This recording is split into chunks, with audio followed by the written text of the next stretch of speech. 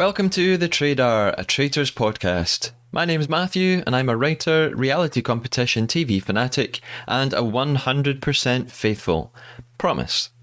The Traidar is a deep dive into each episode of what is now Peacock's most watched unscripted TV show ever, The Traitors, also streaming on the BBC in the UK. Well, we've made it. It's time to discuss the epic conclusion to The Traitors US, episode 10, and I have the best possible guest to help me do that coming right up. Before we get there, it's time for TT News.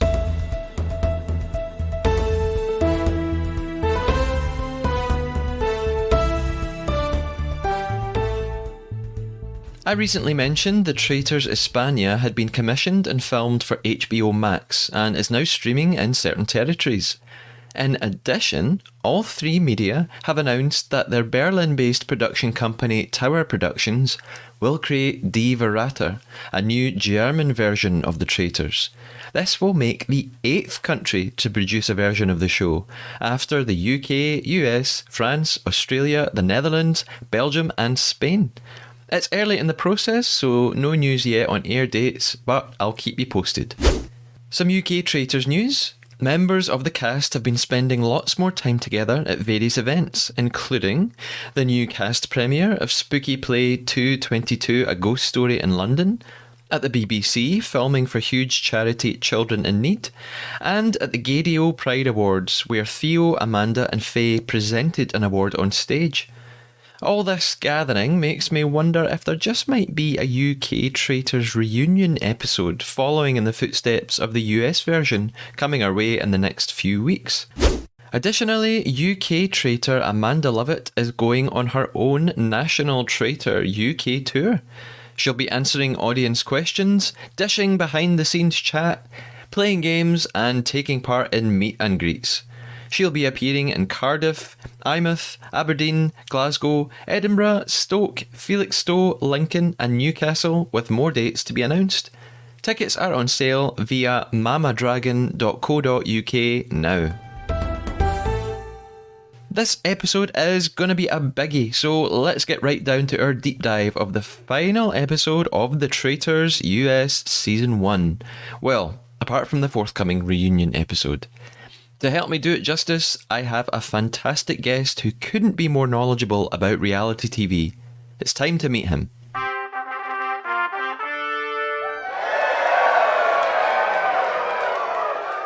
My guest today on the Traidar is David Bloomberg. David is a survivor and general reality TV expert, blogger and content creator. He was the creator and publisher and editor of Reality News Online, Fox's On Idol, the Reality TV Hall of Fame and the Reality TV Hall of Shame websites, and also wrote weekly reality TV columns for 2 newspapers.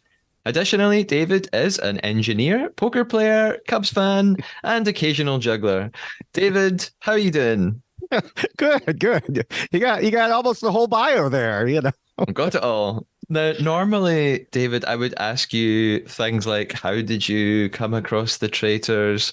But, you know, you probably knew about it before I did, because this is your area of expertise. Can you remember when you first heard of it, read about it? What did you know straight away? Yeah, I had seen on social media and through various other Rob Has a Podcast connections. That's one thing, you know, I'm also a podcaster on the Rob Has a Podcast network, but Suri and Rachel and Stephanie and a few others had, you know, they disappeared off of social media. They had been whisked away to Scotland for some sort of seemingly mole-like reality show. And nobody really knew about it. Everybody was excited about, oh, maybe it's a new version of The Mole. But we knew that this was happening. And so it was out there. I mean, that was a long time ago. That was back when they were initially filming. Yeah. And so then it's just kind of been a waiting game. Like, okay, what's happening? What, you know, when is this going to pop up? Yeah. And then it popped up. It Yes. appeared. Yeah. And in the US, it all appeared at once when it dropped in one day. I mean, we knew it was coming, but still. dropping a whole show like this in one day on Peacock that's just crazy. They should let it stretch out. But that's a thought for the end here. Yeah, no, I agree. A show of this nature, I think, works better in installments. It's a shame that you really have to work hard to avoid spoilers when a whole series drops like this. When it did appear then, what were your thoughts? What did you think of the idea of the show? Oh, I love the idea of the show. I mean, it's basically, a big game of Mafia. And I also play Mafia. I started playing more recently with, again, people from RHAP. But I enjoy that game. I enjoy that type of game. And that's, basically what this was with these strategic reality TV players, many of whom I have known about or known for years, followed on social media, met some of them. And so, yeah, it was very exciting. I'm lucky enough that I am retired. And so I could sit down and spend all day watching the Traitors. Yeah. So I didn't have to worry about getting spoiled. But yeah, that was, if I hadn't been, I would have been totally off of social media until I could blast through it all. Yeah, it was a struggle for me to, because everybody knew I liked it so much because I'd watched the UK one. So I think people desperately wanted to tell me things about it, assuming I had seen it all, and I hadn't. It took me, a week or two to get through it all. David, if you were in the Traitors, do you think you would rather be a faithful or a traitor? Oh, I'd much rather be a traitor. I don't know that I would be good at it, but like it's like I said, in a game of Mafia, everybody's waiting, and almost everybody would rather, if you're in person, get the card. If you're doing a Zoom Mafia, get the private message that, oh, you're in the Mafia, because you have a role. And you're not going to be falsely accused when there's nothing you can do to defend yourself. Having seen this particular season, I'd even more rather be a traitor, which again is, something we could go over more at the end. But I do think the game is skewed towards the traitors. Now that leads on to my next question. This is something I ask all the guests on the Traidar. David, what is your biggest betrayal? This could be the biggest, best, worst, or funniest lie that you ever told. Well, I was thinking about that. And, I generally try not to lie to people. I'm sure I did as a kid. I'm sure I probably have as an adult, too. I mean, everybody has the little white lies. But I think that, back in my high school days, I took a lot of sick days from school when I wasn't sick, to the point that like you're allowed 10 or 12, and I used like that number. And, eventually my parents started catching on. So I had to come up. I couldn't just say, oh, I don't feel good. So, back then the thermometers we had were not the digital. And so you could manipulate them a little bit. And so I would run it under hot water when they weren't looking and say, oh, look, I have a fever, and you had to make sure not to get it too high. So you had to shake it down sometimes, but which is probably a foreign concept to many of the younger listeners, like shake it down. What does that even mean? But yeah, so I would say, lying to my parents about being sick just so I could stay at home and watch TV is, probably the biggest one. Yeah. I reckon that's probably a betrayal a lot of people will relate to. Yeah. Now, I will say that in my job, like I said, I am retired. I've been retired about 8 months. I was strategic, not to the point of lying. I knew, for example, my boss was the type of person that she often needed someone to be mad at. I didn't want it to be me. So if it looked like that was going to be the case, maybe I would strategically steer the conversation somewhere else and nudge her in a different direction, kind of similar to what you should do on the Traitors. Like, oh, it looks like they're talking about me. I should, make them talk about someone else. Yes. Well, we're actually going to put our own traitor skills to the test now. So before we get into episode 10, the finale of season 1 of The Traitors, we are going to play our own game. We are playing the Traidar Traitor. Our goal throughout the episode from here on in is to tell one lie to one another. The lie has to be a fabrication or a made-up fact. It can't be a fake opinion, like saying you think the finale was terrible when actually you thought the finale was epic. At the end of the episode, we each have to put our traitor hunting skills to the test and decide what we thought the other person's lie was. Does this sound good? Sure. Let's go for it. Okay. Episode 10, let's dive in.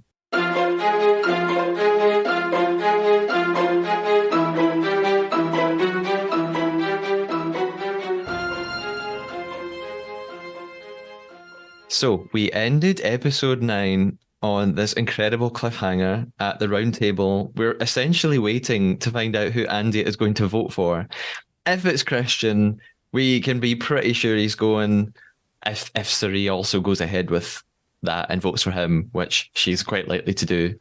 And the episode begins not even with just a recap, but it literally just replays like the last 5 minutes of episode 9. So we see all the votes happening again, one by one. I've noticed here, I mean, you must have noticed this too. There's a bit of kind of trickery or manipulation at play. They don't always start the voting with the same person. Mm-hmm. Alan, or well, not really Alan, the producers, the game makers, they obviously decide who to start the voting with, so that it is revealed in such a way that it leads to an exciting, conundrum between players or whatever. So they must be able to see what everybody has written down, and then they can figure out who would be the most exciting person to begin and end with. So I guess that's what happens here. Mm-hmm. The votes come in. Kate votes for Christian. Ari votes for Christian. Christian votes for Kate. Quentin votes for Kate. We're waiting for Andy. And Andy goes for Christian, and Sari then also, she does it too. She votes for Christian. She turns on her own. Christian seems blindsided by this. He seems pretty shocked. Now, I spoke to Christian on last week's episode of The Traidar. He says he wasn't really as shocked as it seems. He kind of knew his time was up. He stands up. He reveals the truth. The others are elated. They're so excited that they finally caught another traitor, because they've only had Cody so far, and that seems like so long ago now. And in Christian's interview, he seems devastated. He feels awful for all the lies that he's told. He says, it hurts that he was betrayed, but he understands the tactics. What did you feel at this point? Are you happy that Christian's out, or are you gutted that he almost made it to the end? I was happy. I mean, Christian, and I hate to, speak ill of, the guest just prior to me, but I mean, he overplayed so much from the beginning.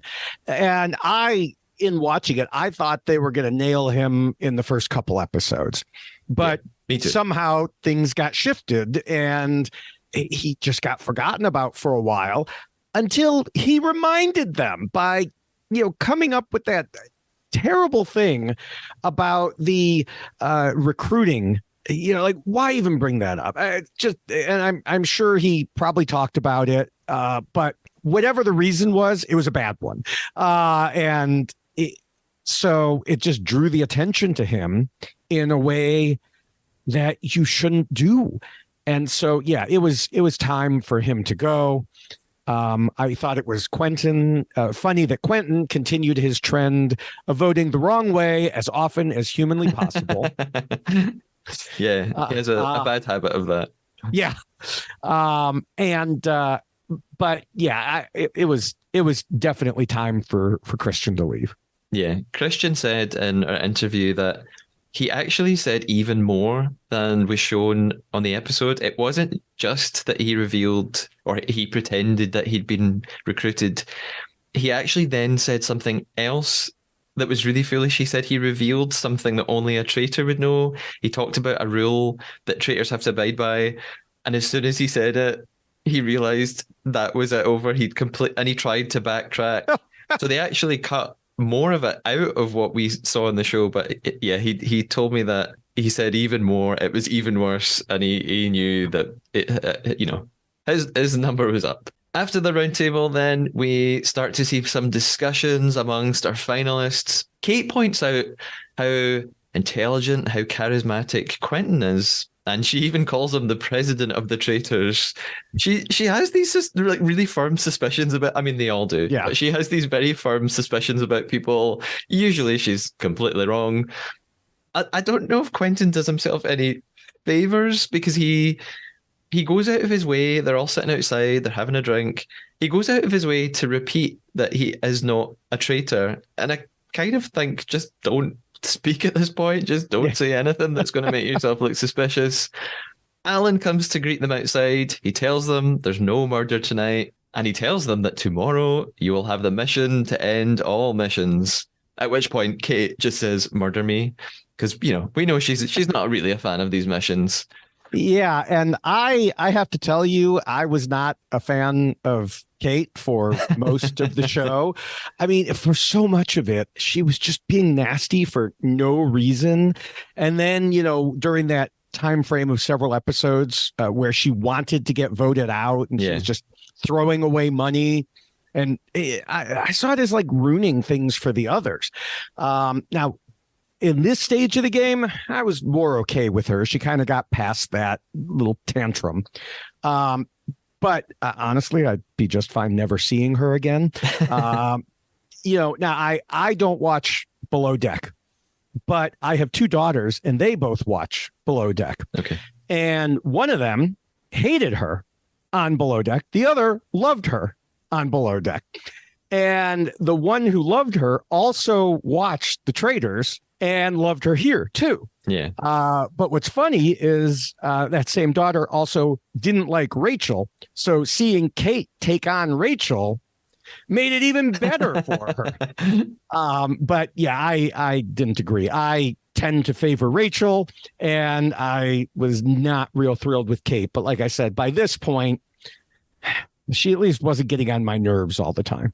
Yeah, I think your anecdote sums up how polarizing Kate is for viewers. Absolutely. On one hand, really entertaining TV. On the other hand, must be infuriating to be around.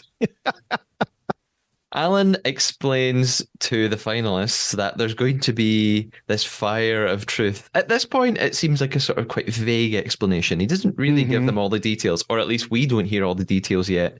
He says that the game will only end when they decide there are no more traitors. And we don't really get the mechanisms of how that's going to work just yet, unless you had seen the UK traitors, in which the final operated in essentially the exact same way. Yeah, the confusing thing to me and to many other people from what I saw was it seemed like they should know that there were at least 3 traitors. And they had only knocked out 2. So with Alan going on about how, there might not be any left, I was like, what? And then in later interviews, I heard that the game rules were that there could be between 2 and 5. So that's why he was going on about that. But they didn't explain that to the viewers at any point that I recall. Yeah, this is a huge area of contention amongst so many people I've spoken to. In my interview with Amanda in episode 8, we talked about this. David, have you heard of this thing called the Mandela effect? Yes.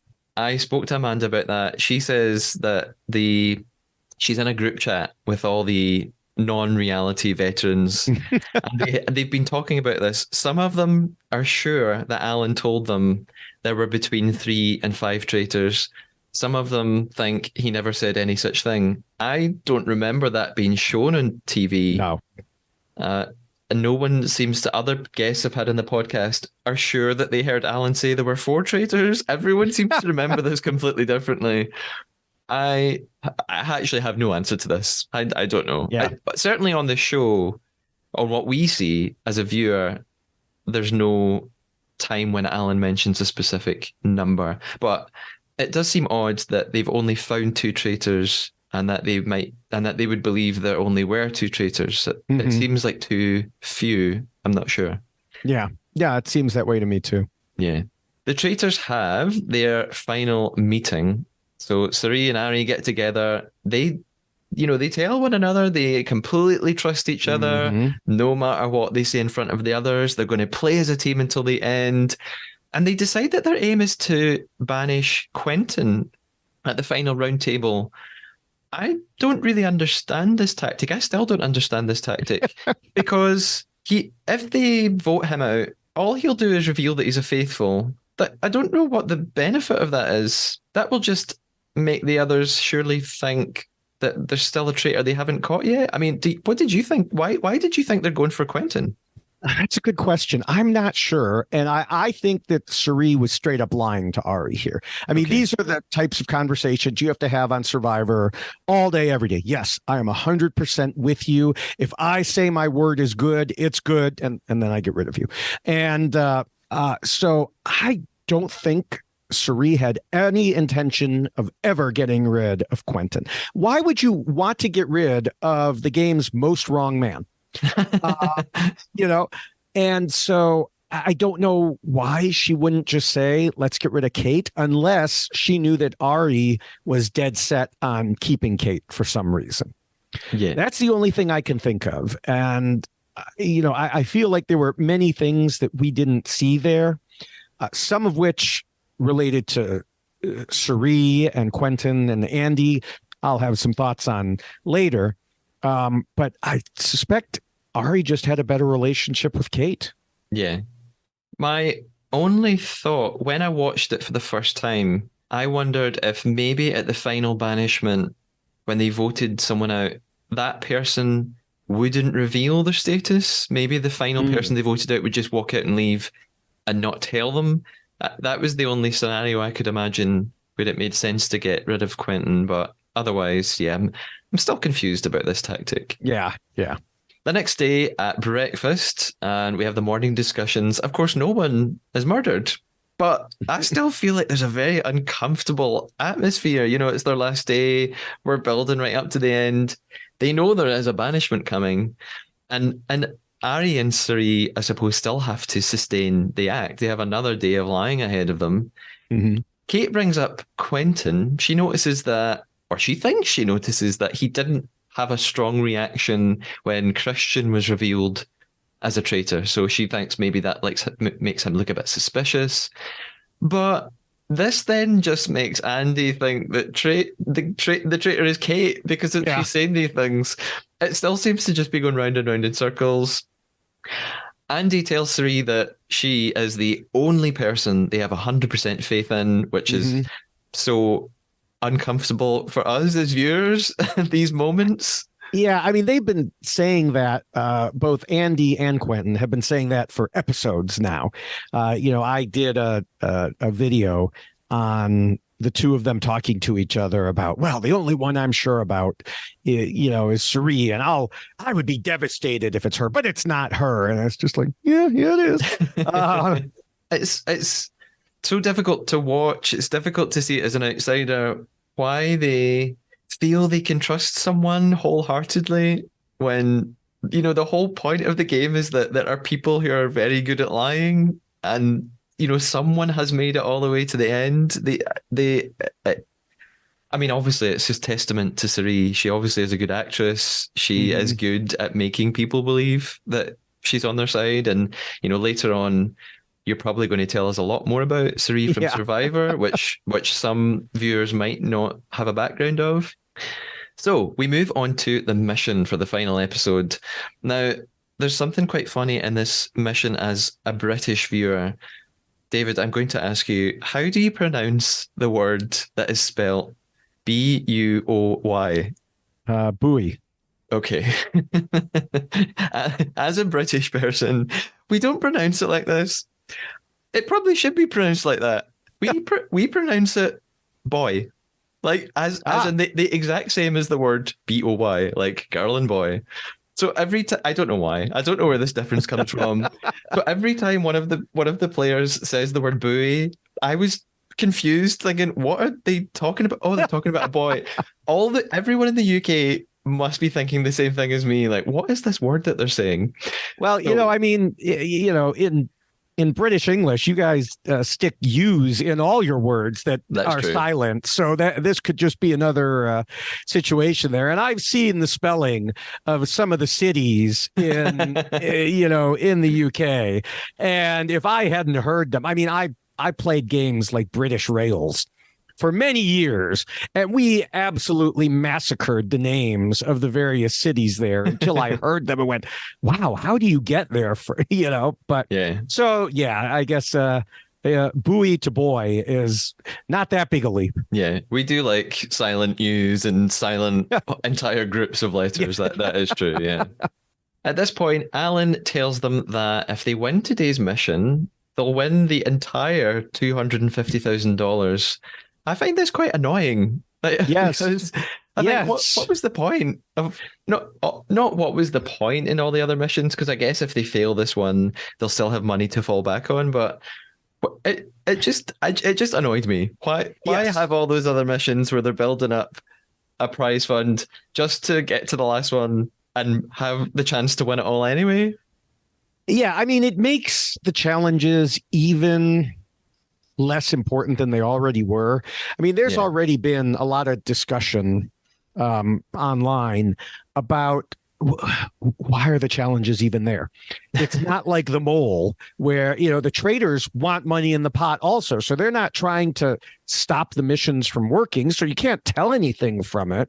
You can theoretically vote out the weaker people, to say, I don't care if they're a traitor or not, they're hurting our ability to get money.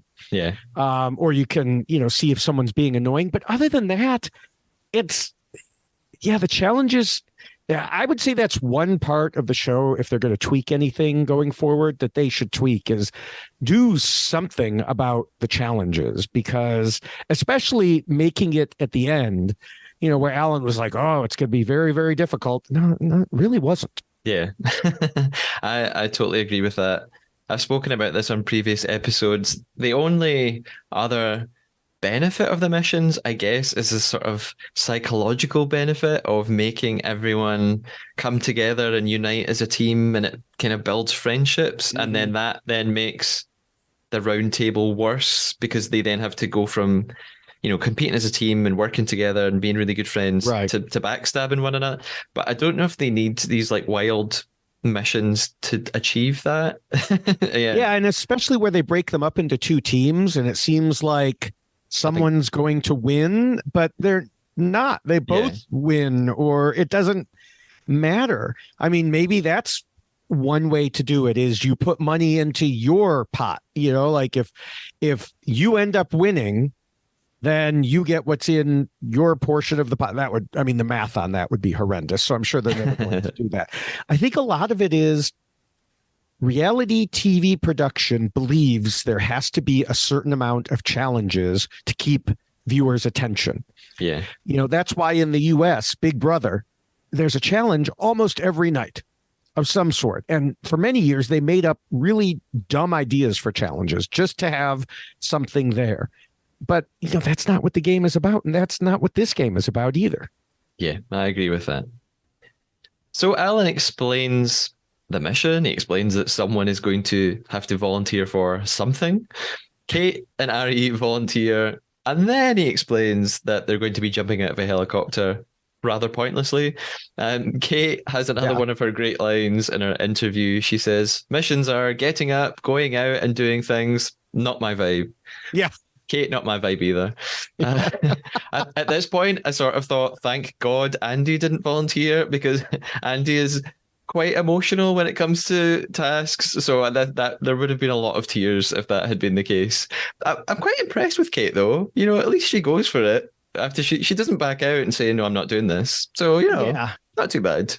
Yeah, I mean, they made a big deal of jumping off the helicopter into the lock. It didn't look any higher than the high dive at my local pool when I was a kid. Probably not. Kate said, well, I've jumped off a yacht. And Alan's like, oh, totally different. No, I don't think the yacht was that much lower than this helicopter was. Not so different, no. After they've jumped from the helicopter, they have to find numbers on the buoys or buoys, however you want to pronounce it, and then hold them up for the others on shore to look at through binoculars. It's a little bit silly. Mm-hmm. Whilst Sari, Andy, and Quentin are in the boat, Alan then tells Kate and Ari that actually the biggest amount of money isn't on the map, and they have to kind of do this secret side mission. They have to open a locked box, which has a second map inside. It's all all kind of complicated, but And at the same time a bit daft, I think. yeah, and I mean, I couldn't believe Kate and Ari had trouble with that. I mean, Alan had told them the name of the lock. And even if Yes. they didn't remember that, okay, what do you raise to celebrate? A glass. I mean, what else would you raise to celebrate? I mean, it was so easy. And the two of them are just, I don't know how long it took. The show made it seem like it took a really long time. Maybe it was only 30 seconds, but the minute they showed that clue, it was like, yeah, it's glass. Yeah, pretty obvious. The last lot of money is $43,000, and it's hidden at this pink house, which has now kind of become like Instagram famous. Lots of people head in there to take their pictures of that pink house. It doesn't really have a name. It's just called the Loch Last Pink House. But it's on TripAdvisor. It has like over 200 ratings, and it's not even a house you can go in. You know, there's nothing. Is it like a is it a private house? It's just somebody's private house. I think it's not like a museum or anything like that. But people love it. It's so remote. It's in the middle of nowhere, but it looks nice in pictures, I guess. The person or the people who lived there probably enjoyed it because it was so remote and nobody came there Yeah. until now. Yeah. Quentin and Andy are searching for this money bag right at the end, and it's like Kate and Ari with the clue about glass. Like, it's infuriating that they can't see this giant rope literally in front of them tied around a tree. Like, what were they looking for? Is it just me, or was it incredibly obvious? It seemed obvious. I mean, I know in the heat of the moment, maybe you don't notice thing. Maybe it blends in a little bit. There was a season of Survivor last season where there was a clue in plain sight. People just walked back and forth in front of it. And, it made for some very amusing camera shots of someone standing right next to it going, I don't know where it could be. Sometimes you just don't see the obvious. I guess maybe in the heat of the moment. I'm being too harsh. I'm being too critical. Yeah. Nah. In the boat on the way back, Suri, Andy, and Quentin again. They promise one another that they're not traitors. They're not going to turn on each other. And of course, Suri has now got this conflict. She promised Ari she was going to vote for Quentin. Mm-hmm. But now she's making this promise to Quentin, and she can't look bad in front of Andy if she votes for him. So that's what it all comes down to. And we have some discussions until the round table, and the main focus seems to be on Suri and what she's going to do. She either has to side with the faithfuls and vote for Kate or Ari, I guess, to look good, or she's going to stick with her fellow traitor and vote out Quentin. But then that's going to raise suspicions from Andy. It reminds me of Christian's banishment, because it feels like it all rests on one person's decision. Mm-hmm. What did you think about? I mean, what did you think about Suri here? Yeah, I mean, I think she did the right thing. And again, some of this I was planning to talk about later, but there have been interviews that have come out that Suri planned this for a while now. She had been gathering Quentin and Andy, and she obviously wanted to go to the end with those two. And so whatever she may have told Ari, it didn't matter. She knew she couldn't, I'm sure, knew she couldn't trust Kate at the end. So why would you take her there? And if she had two people who so firmly believed that she was a faithful along with them, why would you ever want to get rid of those two? Yeah. You want to keep them to the end and then pull the rug out from under them. Yeah. And she's almost fooling the audience as well. She's given us the impression that she's truly conflicted, but maybe she wasn't so conflicted at all. I mean, part of it is, the reality TV tricks of the producer asks you a question like, well, if you were going to do it this way, what would your thought process be? And then, they answer. And, part of it is I'm sure she was conflicted from an emotional standpoint. It's not easy, but she was doing what she had to do. Yes, and doing it very well in the end. So we move on to the round table. Ari begins, and he gives a speech that implies he's going to frame Quentin because he pretends that maybe Quentin was keeping him close and directing him through the game. Quentin then picks out Kate was a traitor. He's still pretty sure it's her. Kate suggests the only person she has doubt over is Quentin. Kate is also completely wrong. And Sari then says, she feels like they're a family. She states again that she is a faithful. And again, it all rests on her. Mm-hmm. We can be pretty sure that there's going to be 2 votes for Kate and 2 votes for Quentin. Quentin and Andy are probably going to vote for Kate. Ari and Kate are probably going to vote for Quentin. So again, Sari she is essentially the decider. Also at this point, I just know, isn't it amazing that neither one of the actual traitors is under suspicion? Yeah. And it seems like they never have been. I mean, I'm sure their names have come up in discussions, but Sari's certainly never had a vote. And I don't know if Ari has had a vote. If he has, it's been 1 or 2 here and there. Yeah. But they've both, which makes sense because Ari wasn't a traitor the whole time. Right. He's just a recent traitor. So the votes begin coming in. Like we suspect, Kate votes for Quentin. Andy votes for Kate. Ari votes for Quentin. Quentin votes for Kate. It's down to Sari. And she changes her tack from last episode and she finally decides to just vote for Kate. Cut to Ari being completely confused because he's wondering what the hell happened to our plan. Kate gets voted out, reveals, of course, that she is a faithful after all. Mm-hmm. She says in her interview she's actually not even mad. She says, well done to the traitors, well played. And we're at the finale now. We're ready for the fire of truth.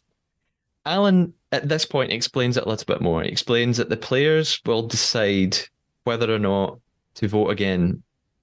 I have lots of questions. Maybe you can enlighten me here. I wonder if, and as we see it in the episode, they basically leave the banishment and head straight outside to the fire. I wonder if, I get the impression they were not even allowed to speak to each other between those 2 events. It seems like they leave imminently and there's not been any chance for discussion. That might not be true, but that's the impression that I get. I feel like they must have had some discussion because, or it could just be horrible gameplay for Ari, because he completely flips from the round table to the fire. Yeah. He when we get to the fire decision, he says that he's making that decision because he trusts all of them. Well, if they came straight there, then 5 minutes ago, you just tried to get Quentin out saying he was leading you. What makes you think that you trust him all of a sudden? Yeah. So, maybe it really was just straight out there and it's just the only thing he could think of to do and hope nobody would notice. Or maybe they did have some further discussions after that. I feel like there were, because there was a clip of Quentin talking about how he played an honest game after they voted out Kate. Now that clip could have come at any point, obviously. But I specifically remember that because I was thinking, yeah, you did play an honest game, which was kind of your problem, was that you were not just that you were playing an honest game, but that you were assuming everybody else was playing an honest game. Yeah. So in true theatrical and dramatic fashion, yes, Alan clarifies that they will be deciding to vote again or finish the game via the magic of colored flames. Yes. The one thing that did get me was when he was announcing it, he didn't indicate whether or not it would be anonymous. Then he had everybody put their little flame ball into a black velvet bag, which to me made it seem like, oh, they're all getting mixed up and he's just going to throw them all in there and it'll be anonymous. But then he took them out of the bag and said who each one was from. Yeah. And I was like, well, what was the point of all this other than, the showmanship and the drama of it? But I was a little surprised they didn't do it anonymously. Yeah, I thought the exact same thing. And this is not a spoiler for the UK version, but it ends with the same kind of ceremony. And I thought the exact same thing at the time. I thought, oh, it's anonymous. They're going to put in their little pouch. The presenter will just throw them in the fire. I didn't understand the point of them putting in a bag just for them to be revealed by name. It felt like I thought it might have been more exciting to not know who had put in the red Right. ones and who had Right. put in the green ones. Yeah. So the pouches come out, the flames light up, Ari's lights green, Andy's votes green. If Andy's lights up green, Quentin's is green as well. And I was surprised at this. I thought he would put in red because of Ari voting for him. I thought that was going to make Quentin suspicious. Maybe that's just me. Again, the wrongest man in the game. So Yeah, I guess. Sorry, at that point, I just assumed, oh, it's going to be all green. Oh, the two traitors are going to win. And then Ciri's flame is red. Like, I was absolutely shocked at this point because it became obvious then, oh, she is about to turn on Ari. I really couldn't believe it. She says that he didn't have to, she says in her interview that he didn't have to work as hard as she did. I mean, that's not his fault. And I still don't. I mean, this is something that lots of people are discussing. I don't know why she couldn't have just shared the prize with him. She didn't have to do this. I mean, it's $125,000. That's a lot of money. Yeah. And this is someone who, as we'll discuss, has been trying to win a lot of money for a long time. Yeah. And the other thing that I saw come up in interviews is Ari has a lot more money. He doesn't need, I mean, I'm sure we could all use another $125,000, but, to him, it wasn't the same thing as it was to her. And she had, again, this was something that they didn't necessarily play up as much. They gave us hints, but she had her staunch allies and she knew what the outcome would be. I think she fully knew what would happen, that she would, cause them to vote again. They would all turn on Ari because the three of them were absolutely certain that they were good. And she had apparently talked to Andy and Quentin about how much Ari didn't need the money.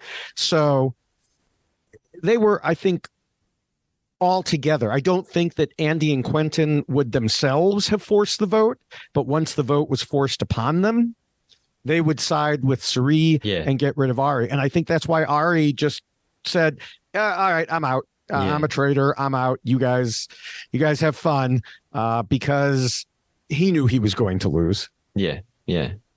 I have two more questions at this point.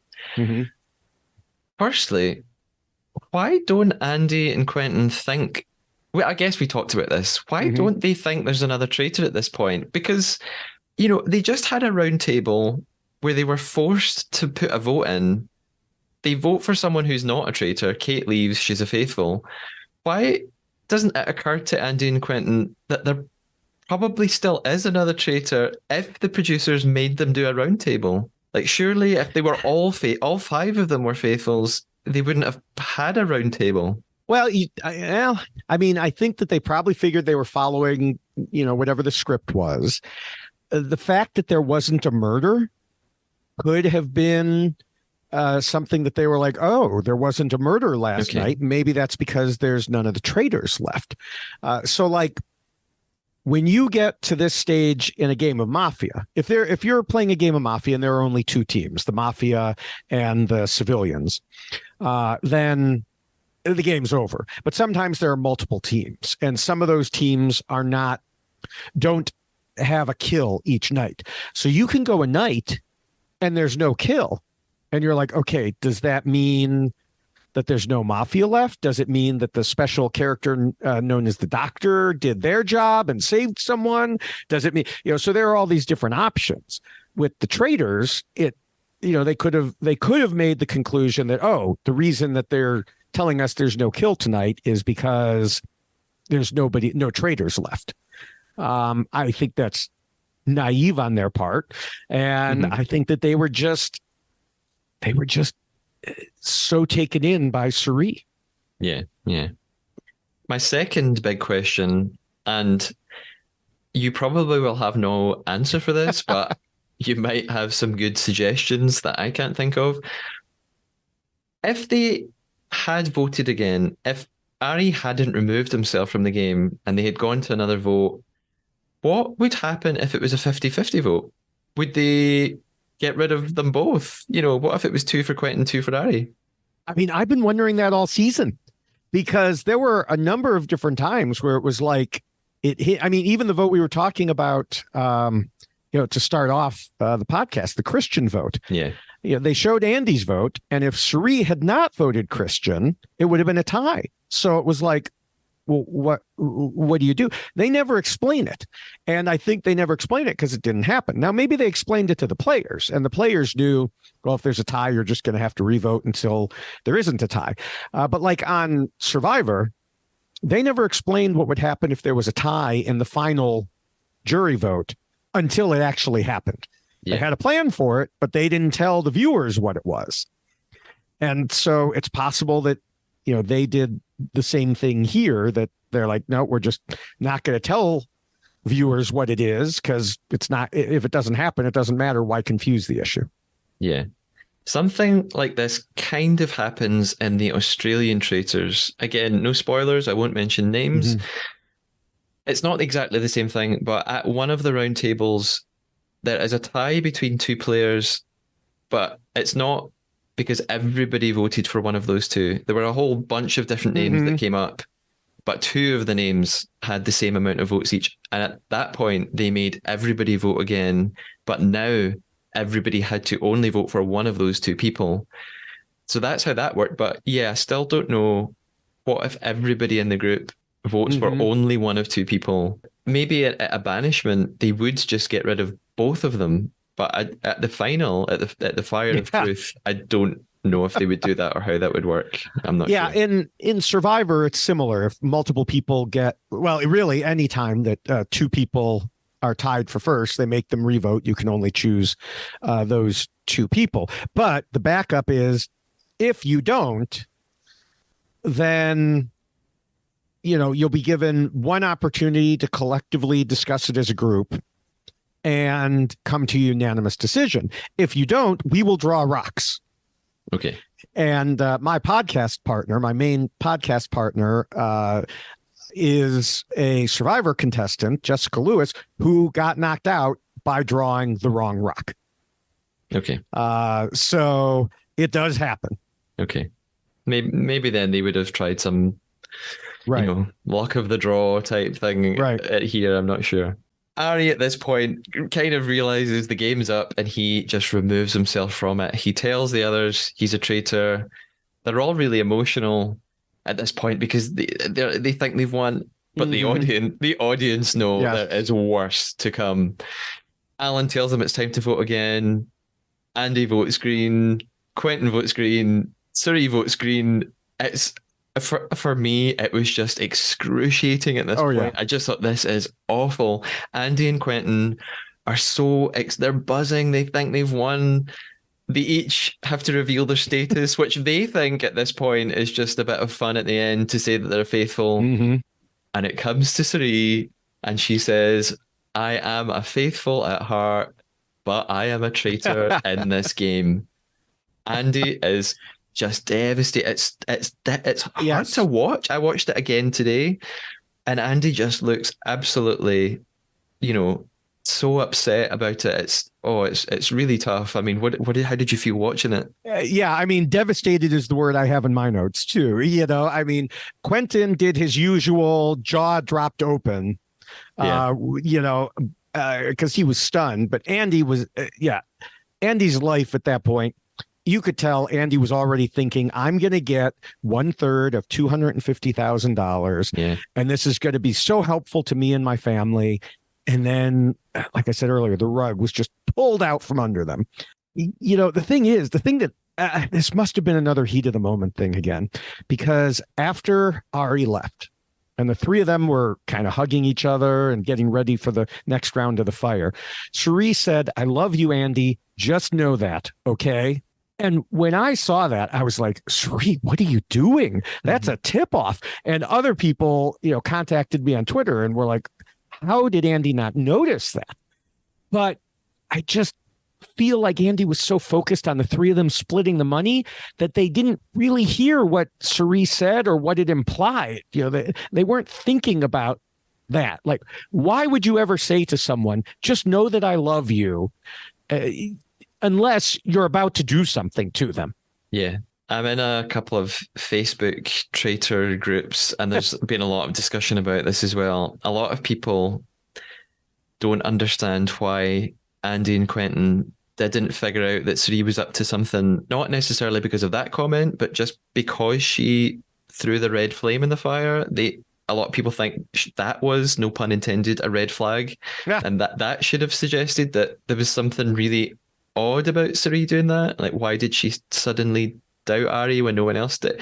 So, a lot of people have been saying, Andy and Quentin, what idiots, how could they not have realized? But like you say, they really believed they were the best friends. Their friendship overruled any kind of doubt or logic, I guess, at this point. Yeah, and then Ari said in an interview that he thought Sri set things up to spend time with Quentin and Andy in the final task so she could fully plan out her strategy, and that we just saw Kate and Ari volunteer, but there was apparently like a swimming test or something else that went on before that. And so, Ari said, oh, Sri set that all up. And I'm sure she did, but that also ignores everything that had happened leading up to that point, because it wasn't like Sri just suddenly got them on her side. She'd been working with them for a long time.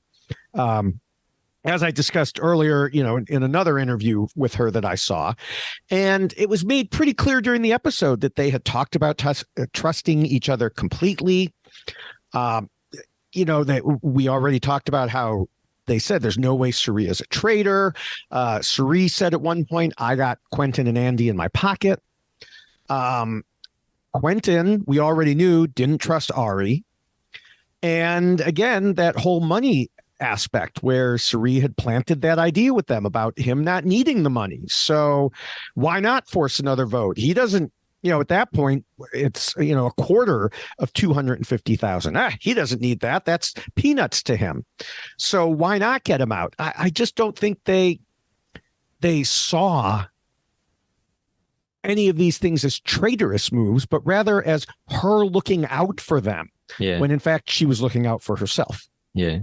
I mean, it's very, very clever of her, the whole thing. Whether or not you think it's ethical is another matter, but it's impressive how smart she is about the whole thing. Yeah, and the ethical question is certainly something that has come up on a couple of my videos. Someone has commented like, this is so terrible, I hate her. And, it's like, no, it's good gameplay. So you went over, some of my history with reality TV. And it started back at the beginning of Survivor, first season of Survivor. And I wrote what I call the rules of Survivor, which you can see as a poster behind me. But, since this is an audio podcast, other people can't. And in those rules, it's things that the players need to do. And the first rule is scheme and plot. Okay. Same thing applies here.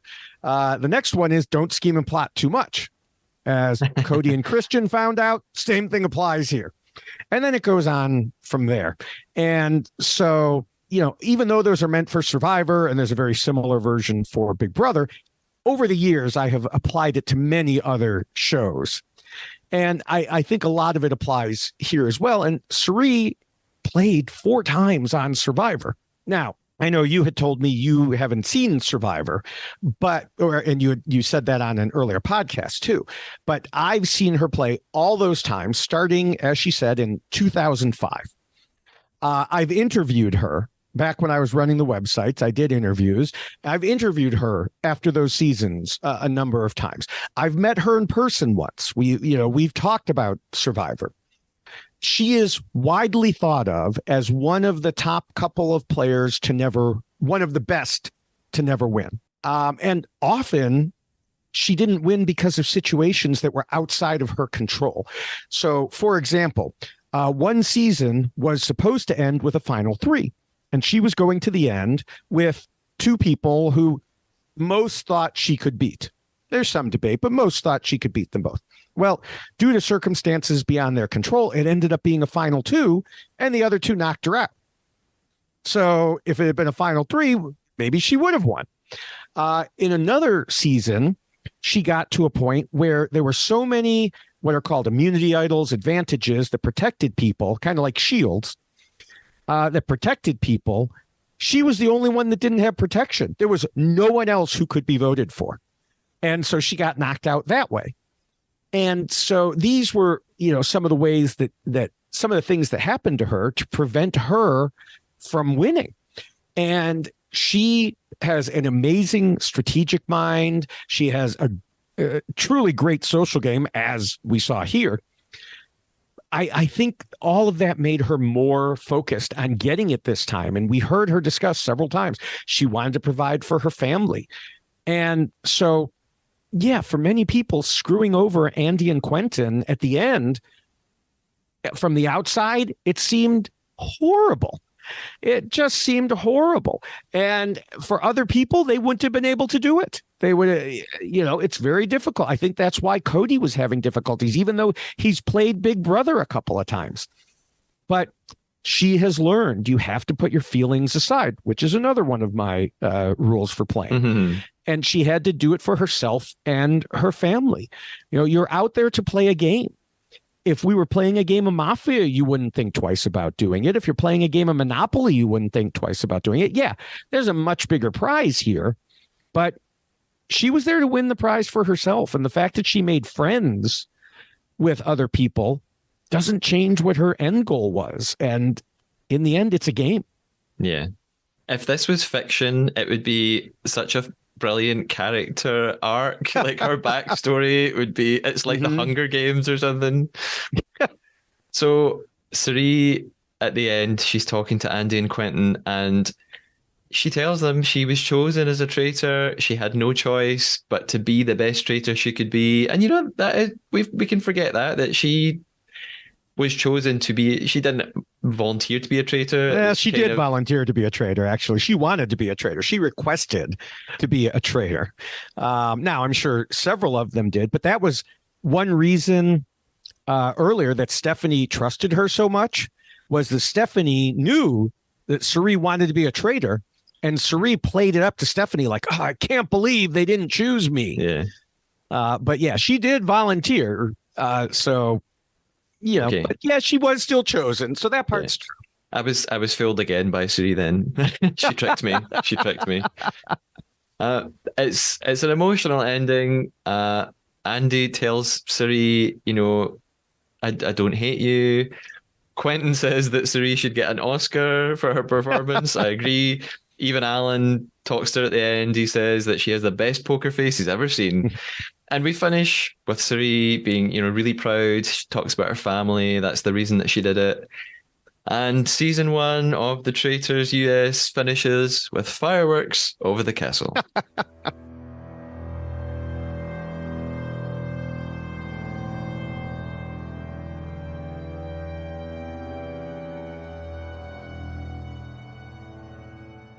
So, David, some overall thoughts on the episode. Are you more happy for Cirie winning or more sad for the Faithfuls losing? Oh, definitely more happy for Cirie winning. Huge congratulations to her for doing what she needed to win. Honestly, coming into this, that was the absolutely best outcome that I could ever have wanted. And am I biased? Yes, absolutely. I love Cirie. I have loved her since the first moment that I saw her on Survivor. But she showed why. She showed why she's such a good player.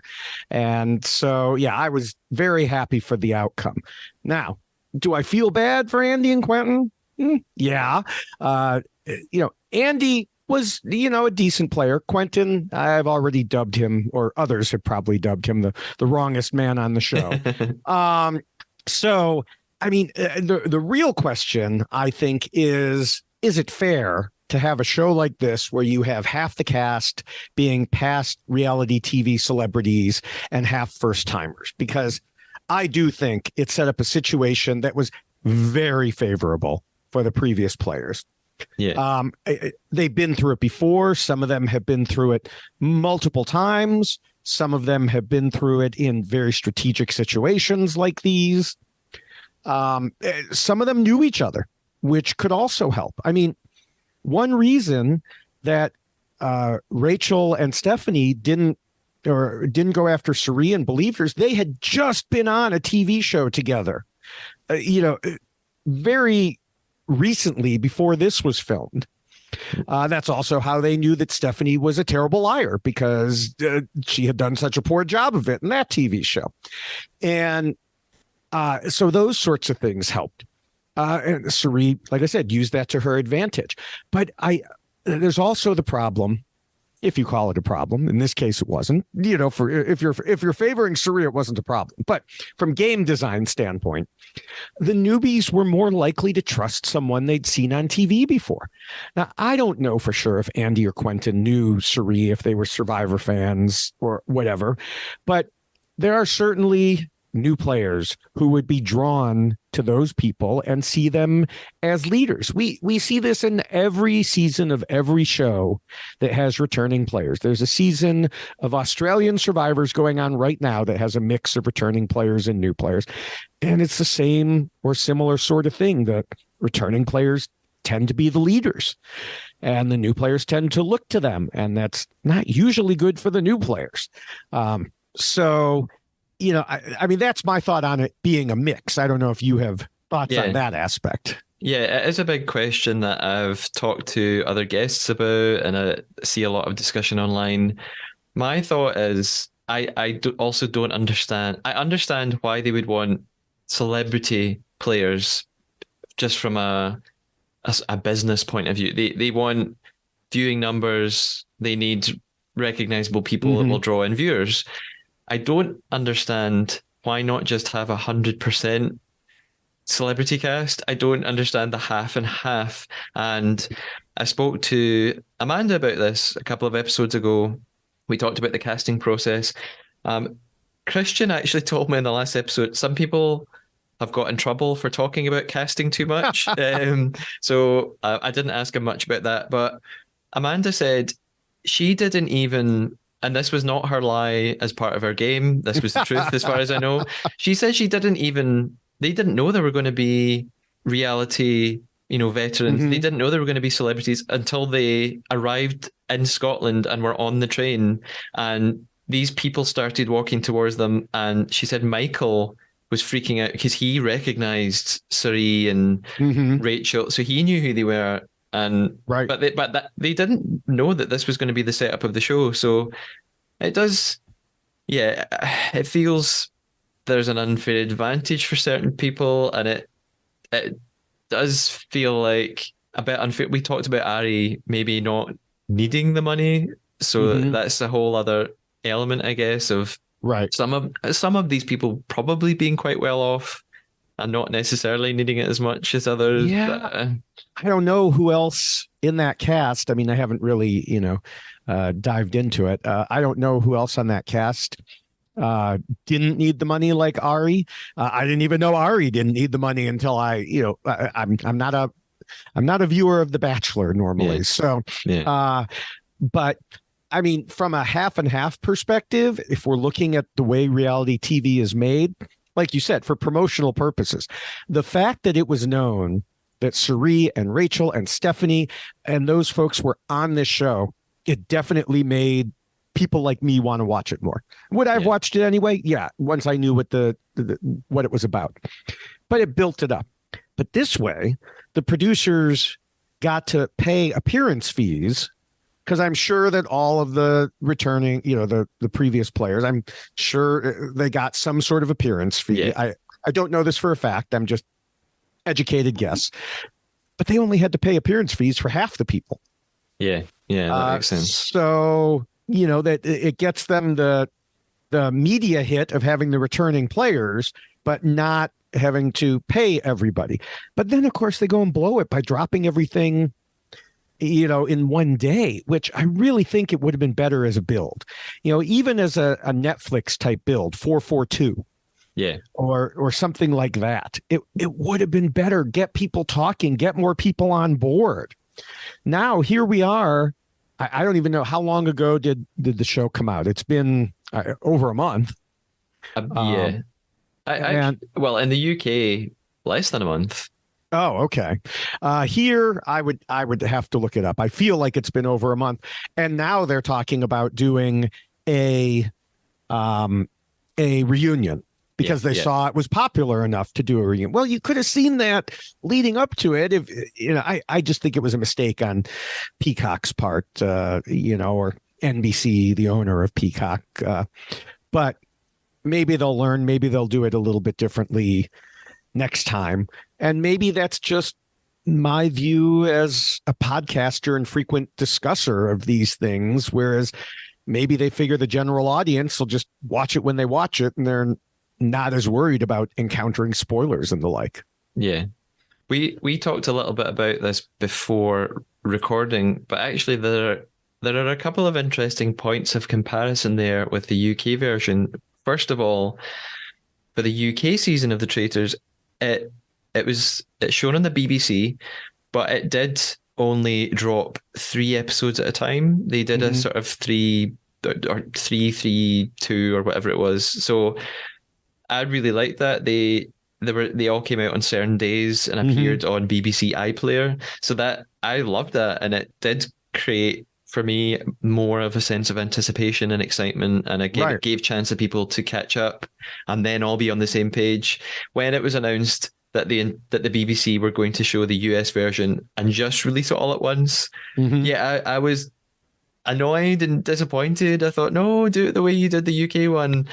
Another interesting thing that we talked a little bit about, you mentioned you knew some of the contestants from Survivor, and you were excited to see that. It's so interesting in the, from I live in the UK, and probably most of the people I talk to in social media are in the UK.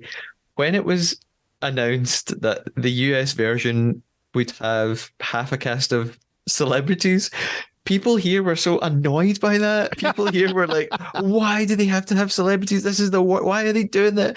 Typical Americans. Like, why do we have to have famous people? I'm not watching this. So I think our reaction was, oh, why can't it just be ordinary people? There were lots of comments like, I think they've been talking about doing a celebrity UK version as well. And so many people online are saying, no, we don't want this. We don't want celebrities. But maybe, I don't know, maybe that's a cultural difference. I'm not sure. Yeah, I don't know, because, I mentioned Australian Survivor, and they keep having seasons where they bring people back. And there's some of the same thing. It's like, oh my gosh, can we just have a new a season of all new players? Does it always have to be some returning players?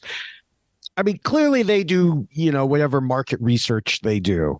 And so, they must look into that. I don't think they're always right. I don't agree with the decisions that U.S. Survivor production makes, and in some cases. So, it's just all different, But if you're in the UK and you have no idea who these people are, then they're not celebrities to you.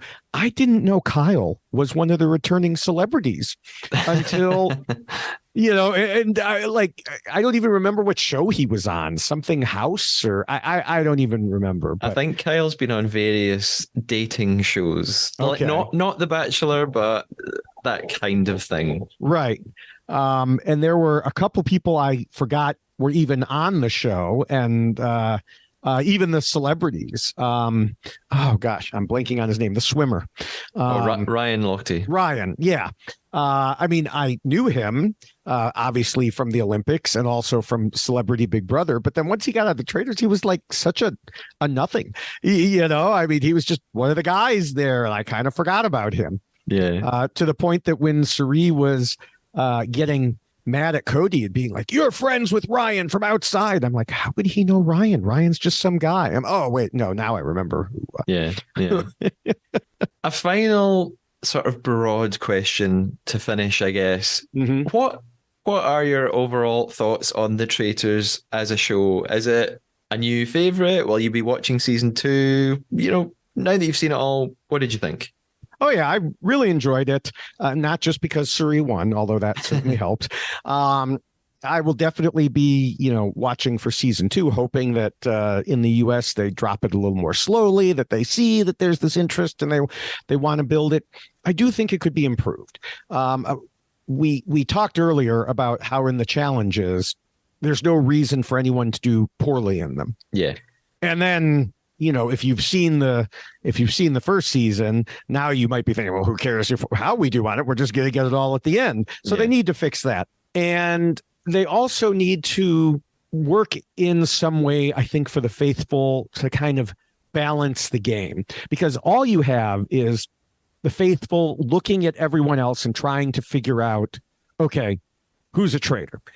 And the first votes were very similar to the first vote or two of a game of Mafia, where you're just guessing. You have nothing to go on. One person said one word that you didn't like the way they said it, and off you run.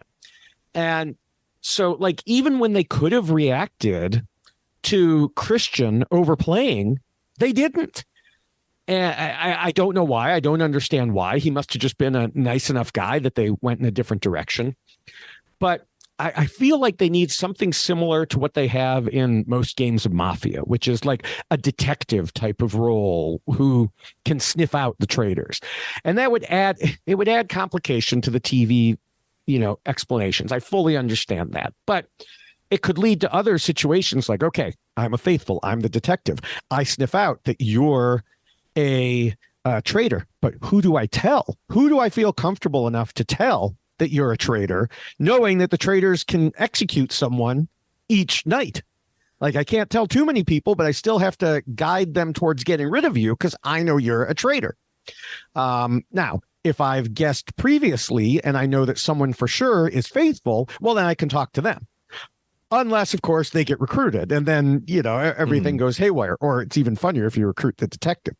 In Mafia, there's a doctor role I mentioned earlier who works much like a shield. They can pick one person each night to protect.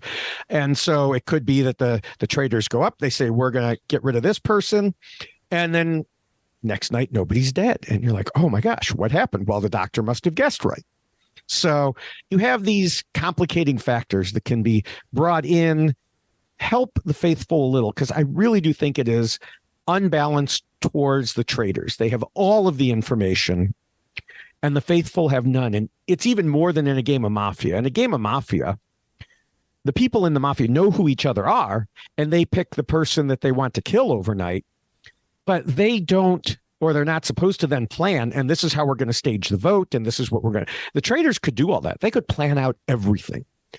And so, again, I think that does balance it a little heavily in favor of the traitors. So that's another reason, you had asked earlier, which would I want to be? I'd want to be a traitor because I think it's easier for a traitor to win the game. Yeah. So those are, some of my thoughts. Yeah. I love the show. Obviously, I've created an entire podcast just about the show. I definitely agree. It's inevitable that something will change as the show. It's in the States. It's been renewed for a second season. Mm-hmm. It's only a matter of time before that's announced in the UK, I think. But with any reality show or reality competition show, there are format changes and developments as it evolves. I think that's bound to happen in future seasons. We talked about, I think the challenges, they'll have to do something different. They'll have to change. There's something really simple they're going to have to change that a lot of people have talked about online, yes. Which is the way that they enter at breakfast. Right. Because I knew you were going to say that. Yeah. They're going to have to figure out that's quite simple. Just a different way for everybody to arrive in the morning. They're all going to have to walk in it from different doors or something like that, and just look around and figure out who's missing, something like that. I think the armory doesn't work that well, having the shield. I think it only works if everybody knows who has the shield. I think having it be something that you can potentially keep a secret just doesn't work because it creates a loophole amongst the players. The group of 3 or 4 people who get to go into the armory.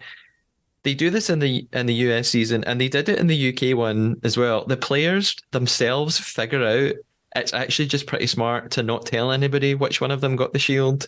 Right. And I think for the producers, that's not good. So yeah, it's like all of them got the shield. And that's, that's why if they're going to keep it, or like I said, some role like the doctor, it could apply to anyone. So don't Yeah. just don't just protect Ari. Yeah, they'll Yeah. just have to rename it the Ari, because then you just say, okay, well, it's one of the we won't get rid of one of those players. We're not going to try to waste it. But the other thing is, what's the consequence if they did pick one of those people? Oh, okay, they didn't go this night, they'll go next night instead. But yeah, it's a lot easier for the traders to just say, okay, we'll pick someone else then. Yeah. Now, before we conduct our own banishments, David, can you tell us where can we find you online? And maybe you can tell us a little bit more about current projects and what we should check out. Well, you can find me on the Why Blank Lost podcast with, again, former player Jessica Lewis. And that is on the reality TV Rahap-Ups network. And that's RHAP-ups. It's part of Rob Has a Podcast. And there each week we talk about why each person lost Survivor. And so we'll be starting our preview shows for the new season of Survivor in just a couple weeks. Until then, and also during them, I'm all over social media. On Twitter, I'm David Bloomberg. On TikTok, on Instagram, and on my brand new YouTube channel, which I just started like a week ago, I am David Bloomberg TV.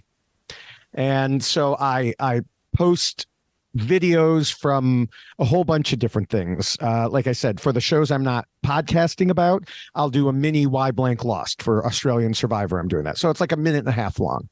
For other shows, I'll take clips and I'll do either hopefully insightful or funny or other clips about the shows. Yeah, and I've done some videos for the Traitors. They're a little bit further down now because I did them shortly after they came out. So you'll have to scroll back and look at everything, like everything, have fun. So yeah, that's, like I said, I'm all over the place on social media there. Great. Now, throughout this podcast, we have been playing the Traidar Traitor. David, I have told you a lie. Did you tell me a lie? Yes. How about you guess my lie and I'll guess yours? And I'm doing that because I need more time because I actually have no idea what you lied about. All right. I think your lie is related to the Pink House and all these likes or reviews that it supposedly got. Oh, Matt, for the last episode, you're the first person who's caught me.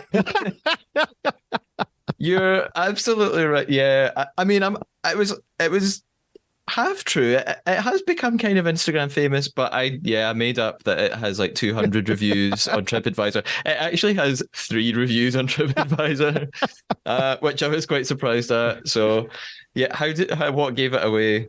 I don't know. I was just thinking about it and,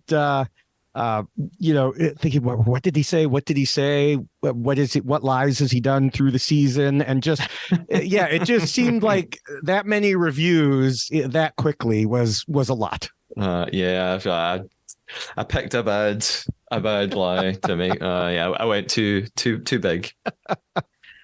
Your lie, I think it was either something about Survivor, because I don't know very much about Survivor, so you could have gotten away with that really easily. Or earlier you said something about you said something about a podcast that you do or something else. But do you know what? I'm going to just have to give in. I have no idea. You've definitely fooled me. You're gonna have to tell me what it was. All right. Well, it was neither of those. I told you I have 2 daughters. I have 2 sons. I figured keep it simple. I knew if I've mentioned my sons before, so I didn't know if you do that. But I almost, in preparing, I was like, I could make it bigger. I could make it 3 daughters and this and that. But no, there had not been a daughter born into the Bloomberg family for 60 some years, since my aunt, until finally my brother. I had 2 boys. My next brother had 2 boys. My next brother had 1 boy, and then finally a girl at the very end. And we're like, "Are you sure that sonogram?" But no, I have 2 sons. It's a small lie, but no, you got me. You got me. No idea. I actually had to, like I said, this is an audio podcast, but I knew we would be on video. I was actually originally wearing the sweatshirt I was originally wearing was my son's high school baseball sweatshirt. I mean, it's old, but I was wearing it, and then I realized, oh, this will give away if he's paying enough attention. That You I know, better switch. I probably still wouldn't have even noticed. Yeah. Well, David, thank you so much for being such a knowledgeable guest. It's been fantastic talking to you. This has you. definitely been the most detailed deep dive into an episode, but all the better for it. I'd definitely love to have you back for season 2 if you're up for it. Absolutely. I hope that you enjoy the reunion episode at the end of the month, and I'll hear your thoughts about it, no doubt. I'll talk to you soon. Take care. All right. Bye. Hello, listeners. I hope you enjoyed the episode. If you are a reality competition TV fan, and surely you must be, you're listening to this, go check out David's podcast and socials. Now, this season of The Traidar isn't over yet. I will be covering the reunion episode, which airs on February the 28th. And because that's just a bit too far away, I'll be recording a bonus episode for you very soon with fan favourite Traitors US contestant Michael Davidson. So look out for that on your podcast platform. And while you're there, maybe you could leave a super quick review and make sure you subscribe. It would be wonderful if you could follow the pod on Instagram at the Traidar Podcast, on Twitter at the Traidar Pod, or get in touch with any questions, or, if you just fancy a bit of a chat, by emailing the traidarpodcast@gmail.com. Until next time, stay faithful.